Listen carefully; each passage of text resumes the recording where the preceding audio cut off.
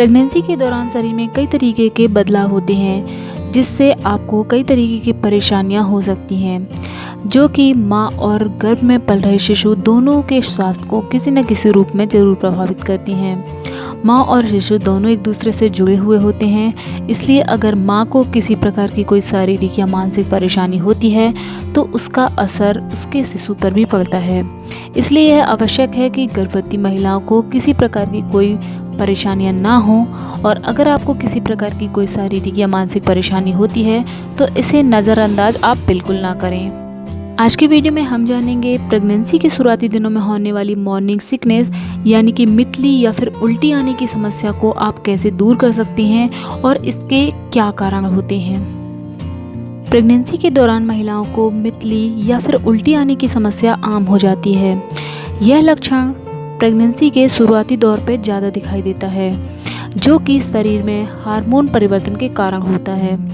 इसके अलावा आपका खान पान और आपकी गलत दिनचर्या भी इसका एक कारण हो सकती है। गर्भावस्था के दूसरे महीने में मतली या फिर उल्टी की समस्या ज़्यादा हो सकती है। 12वें सप्ताह से 18वें सप्ताह के बीच में यह समस्या काफ़ी कम हो सकती है। पहली तिमाही खत्म होते होते तक यह समस्या काफ़ी कम हो जाती है और कई लोगों में यह समस्या पूरी तरीके से ठीक भी हो जाती है। लेकिन कुछ मामलों में यह समस्या लंबे समय तक रह सकती है। कई बार यह समस्या बहुत अधिक बढ़ जाती है, जो कि गर्भवती के लिए हानिकारक हो सकती है। इसलिए यदि उल्टी बहुत ज़्यादा हो रही है तो तुरंत अपने डॉक्टर से संपर्क करें। दिन में 2 से 3 बार उल्टियाँ होना सामान्य बात है। अगर ऐसा होता है तो आपको चिंता करने की बिल्कुल ज़रूरत नहीं है। लेकिन अगर दिन में 10 से 15 बार आपको उल्टियाँ हो रही हैं, कुछ भी खाने के तुरंत बाद अगर आपको उल्टी या मितली जैसी समस्या हो रही है तो तुरंत अपने डॉक्टर से संपर्क करें और इस बारे में उन्हें ज़रूर बताएं। आइए फ्रेंड्स, आप जानते हैं कि प्रेगनेंसी के दौरान उल्टी या फिर मतली आने की समस्या क्यों होती है, इसके क्या कारण होते हैं। डॉक्टर का मानना है कि गर्भावस्था में उल्टी या मितली आने जैसी जो समस्या होती है वह एस्ट्रोजन हार्मोन में वृद्धि होने के कारण होती है, क्योंकि गर्भावस्था के दौरान एस्ट्रोजन हार्मोन ज़्यादा बढ़ जाता है, जिसके कारण आपको इस तरीके की समस्या होती है। मॉर्निंग सिकनेस जैसी समस्या होती है, जिसमें सुबह सुबह आपको मितली या फिर उल्टी जैसे लगता है या फिर कई बार उल्टियाँ हो जाती हैं। इसके अलावा गर्भ में 1 से अधिक बच्चे होते हैं, जिसके कारण एस्ट्रोजन हार्मोन बहुत ज़्यादा बढ़ जाता है और इसके कारण कई महिलाओं को उल्टी की समस्या बहुत ज़्यादा बढ़ जाती है। अगर आप गर्भावस्था के दौरान तनाव में रहती हैं, परेशान रहती हैं, तो भी आपको मॉर्निंग सिकनेस जैसी समस्या हो जाती है। इसके अलावा गर्भावस्था के दौरान आपकी जो पाचन क्षमता है वह कम हो जाती है, जिसके कारण उच्च फैट वाला खाना आपको नहीं पचता है और आपको उल्टी या मतली जैसी समस्याएं होती हैं। तो कोशिश करें कि इस दौरान आप फाइबर युक्त फूड अपनी डाइट में शामिल करें, साथ ही लिक्विड आहार लें, तरल पदार्थों का अधिक मात्रा में सेवन करें, जिससे आप उल्टी और मतली जैसी समस्याओं से बच सकती हैं।